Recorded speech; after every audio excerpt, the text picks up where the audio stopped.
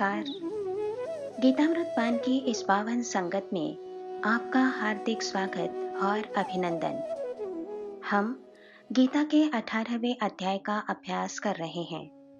पिछले अंक में भगवान ने हमें बताया कि कर्म कैसे संपादित होते हैं और किस तरह हम अपने कर्मों के प्रति जिम्मेदार हो जाते हैं। अब यहाँ भगवान कहते हैं, सर्वभूतेषु येनैकं भावमव्ययमीक्षते अविभक्त विभक्तेषु तज्ज्ञानं विद्धि सात्विकम्। कि जो व्यक्ति सब भूतों में एक अविनाशी परमात्म भाव को समत्व भाव से स्थित देखता है, उसे ही सात्विक ज्ञान प्राप्त होता है। भगवान ने यहाँ स्पष्ट कहा कि सब पदार्थों में एक ही अंतर्यामी शक्ति है। शास्त्री जी कहते हैं कि ये बैठक लगाने से जीवन में एक मिठास आती है, हमारी दृष्टि भक्तिमय हो जाती है और इस तरह चैतन्य शुद्ध रूप की अनुभूति सर्वत्र मिलती रहती है। परंतु जिस ज्ञान से मनुष्य विभिन्न शरीरों में भिन्न भिन्न प्रकार के जीव को देखता है, उसे भगवान ने राजस ज्ञान कहा है। कि केवल मैं और मेरा देखना ज्ञान की बाल्यावस्था है। जैसे बाल्यावस्था में अनेक गलतियां हो जाती हैं, वैसे ही ये समझ रखने से अनेक प्रमाद मनुष्य से हो जाते हैं।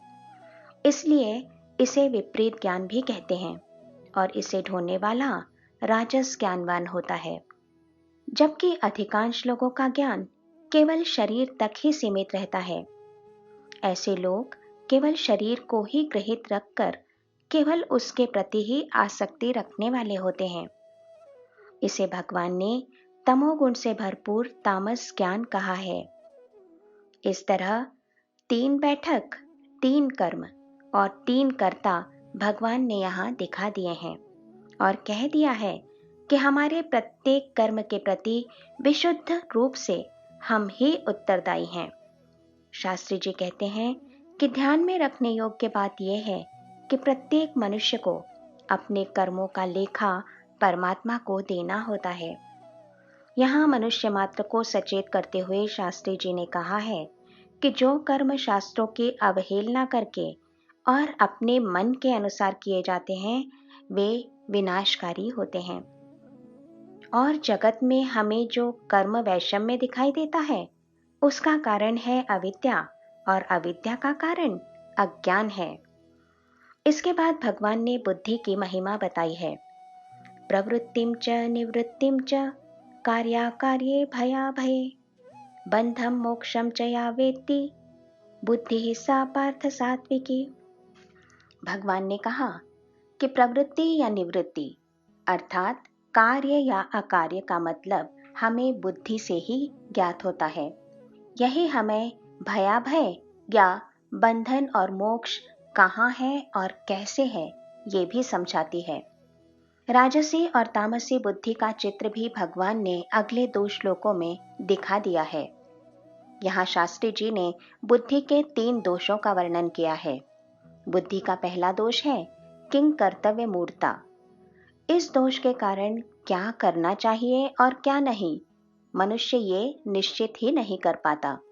भावुकता बुद्धि का दूसरा दोष है, जिसके वश होकर मानव कई अकर्म कर जाता है। और अस्थिरता बुद्धि का तीसरा दोष है। हमारी बुद्धि कभी स्थिर नहीं रहती, इसलिए ही हम अपने निश्चय पर अटल नहीं रह पाते।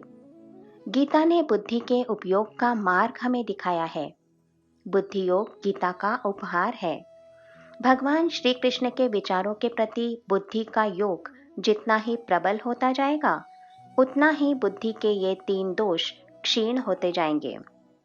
यहाँ शास्त्री जी कहते हैं कि परमात्मा से सदा युक्त रहना उसे जानने का एकमात्र साधन है।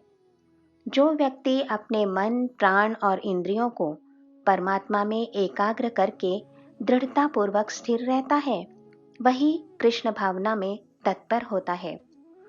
इसके पश्चात भगवान सुख के विषय में बोले हैं कि सुख का जो अनुभव हमें बाहरी वस्तुओं से होता है, वो माया या प्रकृति का होता है, जबकि हमें होने वाला अखंड आनंद का अनुभव आत्मा का होता है।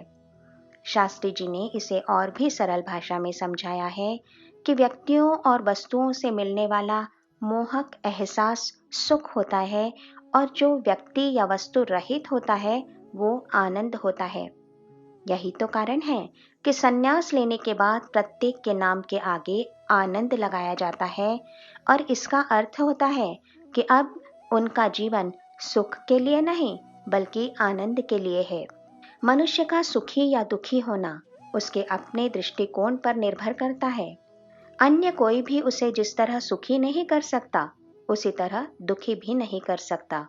विषय सुख या इंद्रिय सुख से श्रेष्ठ बौद्धिक सुख और बौद्धिक सुख से आत्मिक सुख श्रेष्ठ होता है। यतदग्रे विषमिव परिणामे मृतोपमं तत्सुखम सात्विकम प्रोक्तम आत्मबुद्धि प्रसादजम। कि आत्मिक सुख को प्राप्त करने के लिए मन तथा इंद्रियों को वश में करना होता है और इसके लिए कुछ नियम संयम का पालन हमें करना होता है। यहाँ शास्त्री जी कहते हैं कि बेशक ये नियम प्रारंभ में विष के समान लगते हैं, लेकिन जो व्यक्ति इनका पालन करने में सफल हो जाता है वो जीवन का श्रेष्ठ सुख प्राप्त करता है, मानो अमृतपान ही वो करता है। श्रेष्ठ सुख बुद्धि तथा आत्मा को प्रसाद रूप में मिलने वाले सुख हैं, प्रसन्न आत्मा के सुख हैं। भगवान ने स्पष्ट कहा कि इन्हें प्राप्त करने के लिए तुझे अभ्यास करना होगा अर्जुन।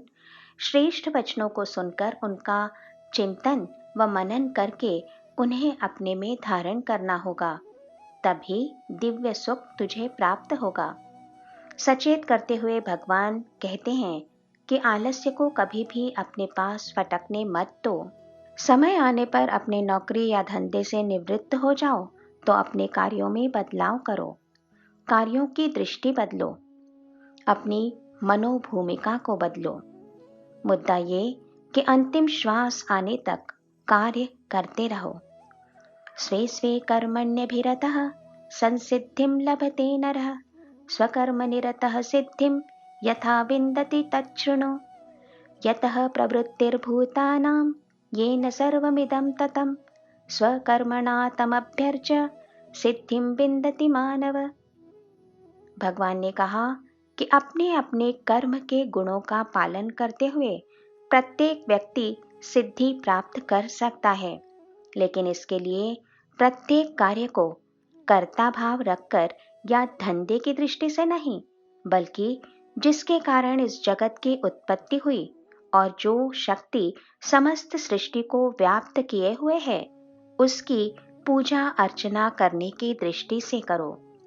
यहाँ शास्त्री जी ने एक सुंदर टिप्पणी की है कि ये सूचना देकर भगवान एक भव्य और दिव्य जीवन दृष्टि हमें दे रहे हैं कि हमारे पास जो भी भौतिक और शारीरिक शक्ति है वो दूसरों का शोषण करने के लिए नहीं है, बल्कि इसी शक्ति के योग से अर्चना और सेवा करके सिद्धि हमें प्राप्त करनी है।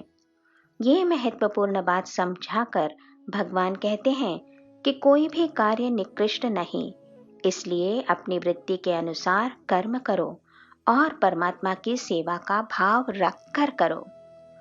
ये मनस्थिति रखकर किया हुआ कार्य बंधन का कारण कभी नहीं बनता। आज इतना ही याद रखते हैं और यहाँ विराम लेते हैं। जय श्री कृष्ण।